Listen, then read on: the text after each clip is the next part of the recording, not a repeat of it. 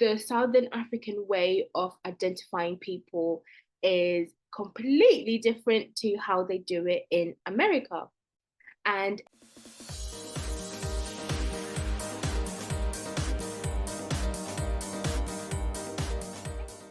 hi guys, welcome back to my channel. So today's video is very different to what I normally do. This topic is a little bit more controversial, a little bit more saucy, a little bit more political. But I really wanted to make this video, so let's get into it. So today's video is about the ongoing conversation about Tyla's race. So let me start. Don't come for me. Let me start by acknowledging that this is a very nuanced subject. If we wanted to do a deep dive about every single aspect of this topic, we could be here for 5 hours. So I'm only going to touch on the subjects that I think are really interesting. And yeah, I'm not making any I'm not making any generalizations about any groups of people. Okay. Okay, so part one. The conversation about Tyla's race has been going on ever since she gained worldwide stardom following her hit song Water. Tyla is from South Africa, Johannesburg to be specific. She described her race as coloured, and this caused a lot of online discourse. So what does coloured even mean? So coloured refers to members of multicultural ethnic communities who may have ancestry from Africa, Europe, and Asian people. A genetic study by University of Pennsylvania revealed that the Cape-coloured population of South Africa has the highest levels of mixed ancestry on the globe. Regions with significant populations of coloureds include South Africa, Namibia, Zimbabwe, and Zambia. As a Zimbabwean myself, I grew up with the term kind of understanding that it meant people who were mixed race, but that's kind of all I knew. It's important to acknowledge that a lot of Southern African countries are still largely segregated, and that the colonial impact is still very much felt to this day. And from my understanding, coloured people tend to kind of stay within their own communities, meaning they marry and have children with other coloured people.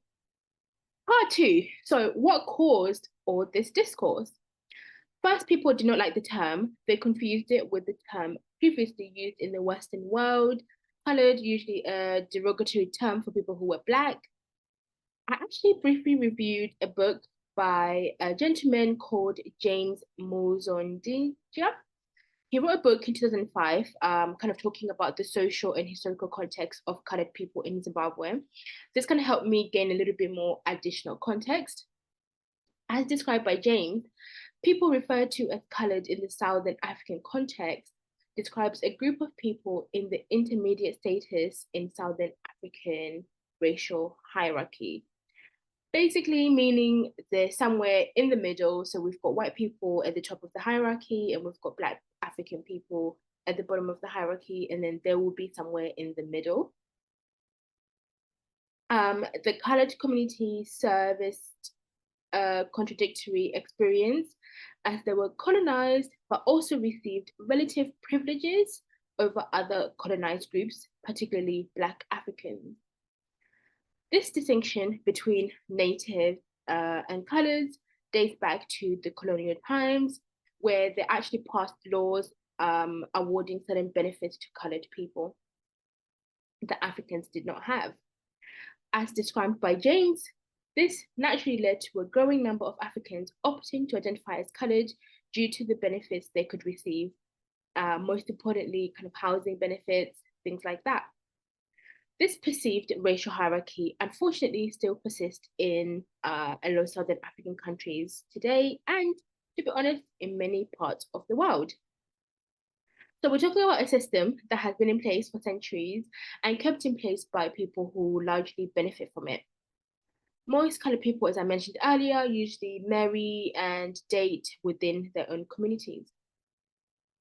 So Why is this important? I think the historical context of the colored community and their history is important to acknowledge because the Southern African way of identifying people is completely different to how they do it in America.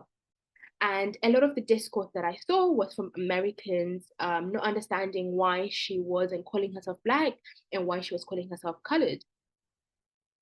So, for example, I live in the UK and we have different, racial categories, Black, Asian, Arab, and mixed race. But it's not until I kind of grew up watching American TV or American media that I realized they refer to mixed race people as Black. Like famous examples are people like Barack Obama, Halle Berry, and even Meghan Markle. Meghan Markle. I believe this difference is the basis of the confusion around Tyler's identity. Because if Tyla was born in America, she would be identified as Black. However, if Barack Obama was born in South Africa or Zimbabwe, he would be identified as either colored or mixed race. Similarly, if he grew up in the UK, he would be identified as mixed race. I think this highlights how race and ethnicity is defined differently depending on where you're born, which may support the idea that race is a social construct.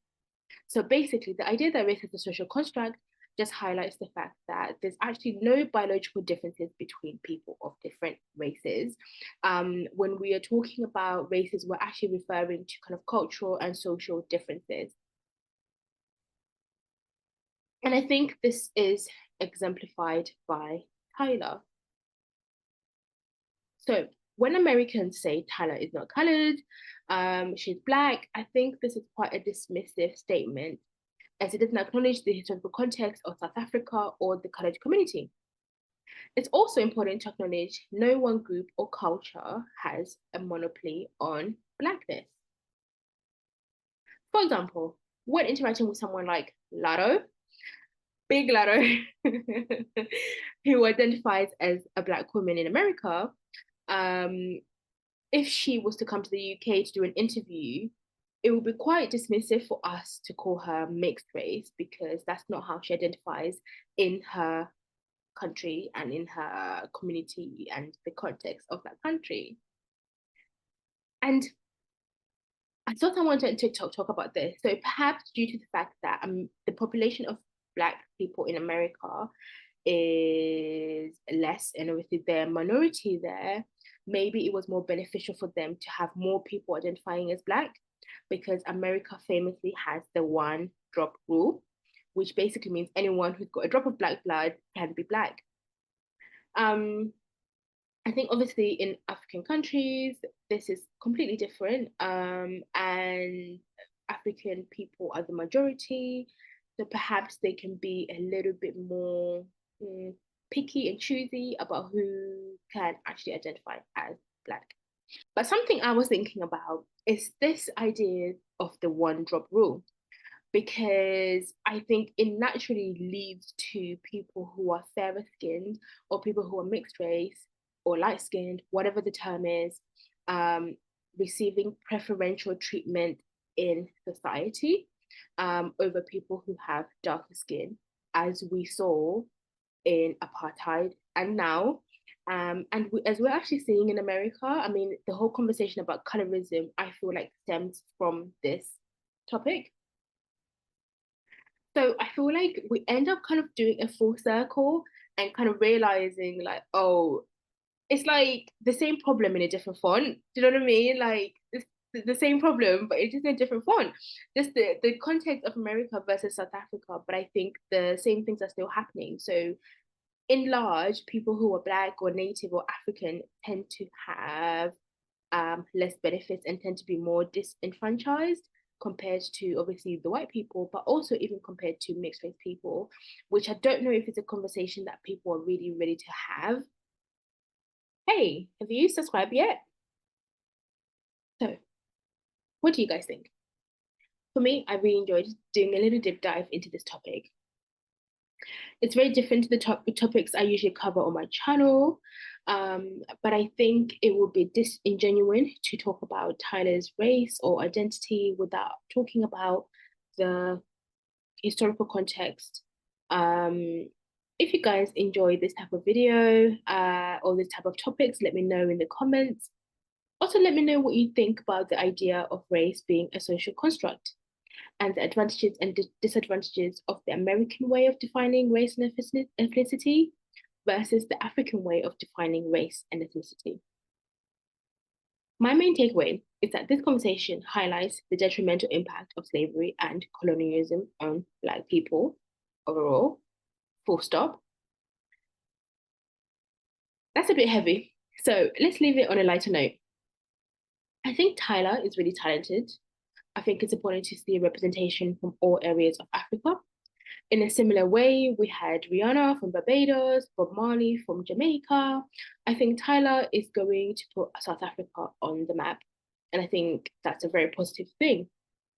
But I do think it will be equally important to have a full Black South African person being able to reach the level of success Tyla has. What do you guys think about that? If you want me to make a video about the discourse around Tyla's accent, let me know in the comments because that's a whole other topic. Thanks so much for watching. Take care. Bye.